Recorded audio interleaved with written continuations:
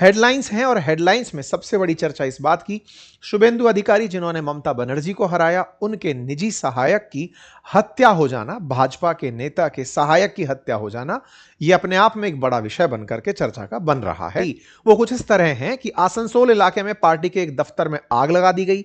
वहां अन्य इलाकों में भी ऐसी खबरें आई, कुछ जगहों पर तृणमूल कांग्रेस के दफ्तर में लगे झंडे हटाकर बीजेपी के झंडे फहराने और उन्हें गेरुआ रंग में रंगने की फोटो निकलकर आई। कुछ इस तरह की तस्वीरें जिसमें बीजेपी के कार्यकर्ताओं पर टीएमसी का आरोप है कि उन्होंने हमारे पोस्टर्स हटाए, हमारे दफ्तरों पर कब्जा किया।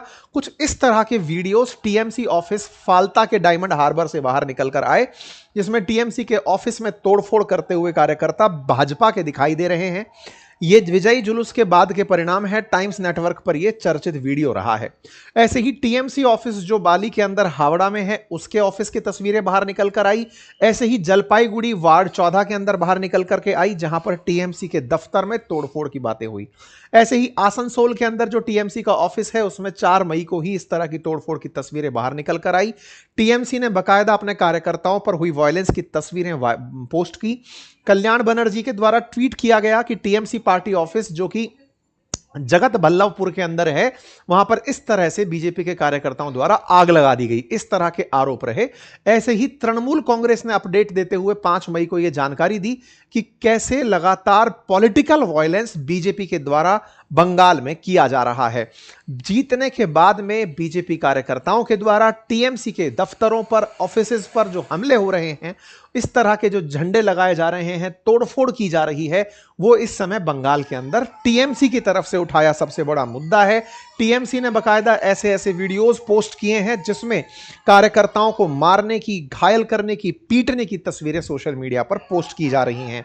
इन सभी तस्वीरों में एक चीज कॉमन है जो लगातार पोस्ट हो रही है कि टीएमसी पर हमले हो रहे हैं। एक पक्ष दिखाता है कि देखिए किस तरह से बीजेपी की जीत से उन्मादी कार्यकर्ताओं ने अपने हाथ में हथियार लेकर इस तरह का प्रदर्शन किया उन क्षेत्रों से निकलते हुए जहां पर टीएमसी का प्रभाव क्षेत्र था। एक प्रकार से यह पावर डायनेमिक्स दर्शाने का प्रयास था कि अब टीएमसी का राज जा चुका है और ये इनका राज आ रहा है। लेकिन साथियों, ये तब भी एक बड़ा प्रश्न था और आज भी बड़ा प्रश्न है। जब यह प्रश्न इस तरह से उठता है कि टीएमसी के बारे में चर्चा ही ये थी कि टीएमसी ने बंगाल में गुंडा राज फैला रखा था। टीएमसी के कार्यकर्ताओं के द्वारा लोगों को डरा धमकाकर वोट करवाए जाते थे।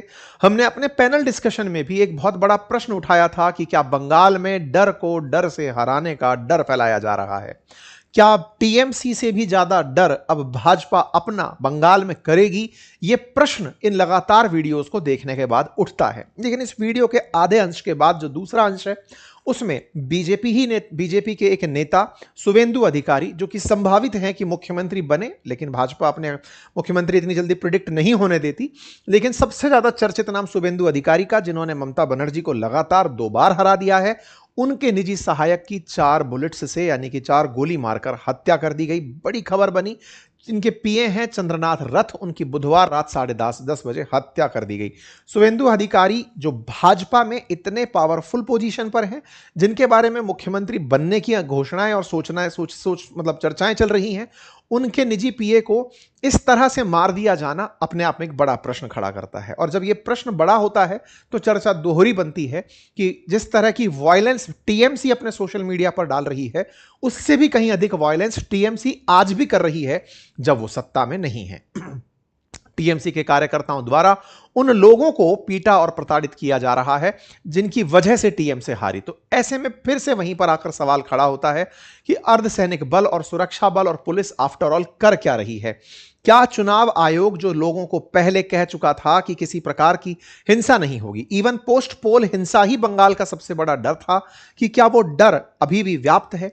और ऐसे समय में जब कोई नेता चुनाव जीतकर सत्ता की तरफ बढ़ रहा हो, उसके सहायक का मार दिया जाना, ये दोनों ही तरफ की डरावनी तस्वीर दिखाता है। इस पर टीएमसी का कहना है कि इस मसले की, यानी कि जो अभी इनके रथ नाम से, चंद्रनाथ रथ नाम से जो पीए मारे गए हैं, इनकी तो हत्या की सीबीआई जांच होनी चाहिए, टीएमसी ने इसकी मांग की है। टीएमसी का मानना है कि यह हो सकता है कि यह उनकी अपनी की हुई साजिश हो जिसे टीएमसी पर डालने का प्रयास किया जा रहा हो। लेकिन भाजपा का कहना है कि टीएमसी का 2011 से जो गुंडा राज चल रहा है, वो जब अपने आप को जाते हुए देख रहे हैं तो उनके द्वारा इस तरह की हिंसाएं फैलाई जा रही हैं। सच क्या है ये तो आप लोग हमें कमेंट्स में बताइएगा जो बंगाल से बिलोंग करते हैं। हम तक जो सुर्खियां आई वो हम आपको बताने का प्रयास कर रहे हैं। तस्वीरें बताती हैं कि दोनों ही तरफ से हिंसा हो रही है और इन हिंसा से आपका और हमारा जो प्रश्न है वो इस बात का कि जो आमजन वहां पर है, जो व्यापार वहां पर हो रहा है, जो आमजन वहां पर निवास कर रहा है, उनका क्या। चर्चा इस बात की कि जब इस तरह की स्थितियां बनेंगी तो लोकतंत्र में विश्वास बहाली कैसे हो पाएगी। जब बड़े सारे हथियारों से इस तरह से हत्याएं खुलेआम कर दी जाएंगी तो लोगों का कैसे विश्वास पैदा होगा लोकतंत्र में। जहां टीएमसी और बीजेपी एक दूसरे के ऊपर आरोप प्रत्यारोप कर रहे हैं, लोग चुनाव आयोग से सवाल पूछ रहे हैं। लेकिन इतिहासकारों का कहना है कि बंगाल में राजनीतिक हिंसा का इतिहास पुराना रहा है और आज जो हिंसाएं हो रही हैं ये पहले से होती आई हैं और अब इस तरह की हिंसा होना सबसे कम अपेक्षित था। अगर ये हिंसाएं अब हो रही हैं तो ये सबसे ज्यादा चौंकाने वाली हैं। इस चौंकाने वाली हिंसाओं में सवाल सबसे बड़ा यही कि क्या टीएमसी के कार्यकर्ताओं का जो भय था आमजन में, उसको खत्म करने के लिए बीजेपी कार्यकर्ता हिंसा का ही इस्तेमाल कर रहे हैं। डर सही मायने में अगर महात्मा गांधी जी की बात याद की जाए तो इस बात का है कि यदि हिंसा के माध्यम से शांति लाने का या शासन लाने का प्रयास करोगे तो आप खुद हिंसा के गुलाम हो जाओगे। प्रश्न वहीं खड़ा है, यह हिंसा कितनी व्यापक और यथार्थ हो सकती है, इसकी कल्पना किया जाना आवश्यक है। आप लोग इस पर क्या सोचते हैं, अपनी राय अवश्य दें। चुनाव आयोग ने कहा है कि वो पुलिस अधिकारियों को निर्देशित कर चुका है। 80 से अधिक गिरफ्तारियां हो चुकी हैं। कोलकाता पुलिस आयुक्त अजय नंद ने अपनी प्रेस कॉन्फ्रेंस में यही कहा कि वो अभी तक 80 से अधिक लोगों को गिरफ्तार करवा चुके हैं। खैर, अल्टीमेटली जब यहां शांति होगी तो ही प्रॉस्पेरिटी होगी। इसी उम्मीद के साथ शायद बंगाल के लोगों ने नई सरकार चुनी। बाकी बने रहिए चैनल पर, नए हैं तो सब्सक्राइब कर लीजिए। और हां, आप लोगों के लिए एक और बढ़िया पैनल डिस्कशन आज हमने किया है जिसके अंदर गल्फ कंट्रीज पर जो हमले हो रहे हैं, हाल ही में जो फुजरा पर हमला हुआ, उसके बाद बड़ा सवाल ये कि ये जीसीसी कंट्रीज चुप क्यों हैं, इनकी असल वजह क्या है, उस पर आज का पैनल डिस्कशन है जिसमें एक पूर्व राजदूत और एक सेना के जनरल रिटायर्ड जो हैं उनको आपके साथ पैनल डिस्कशन में मैं लेकर आया हूं। जरूर उनका डिस्कशन सुनिएगा। लिंक कमेंट बॉक्स में पिन कर दिया गया है। धन्यवाद।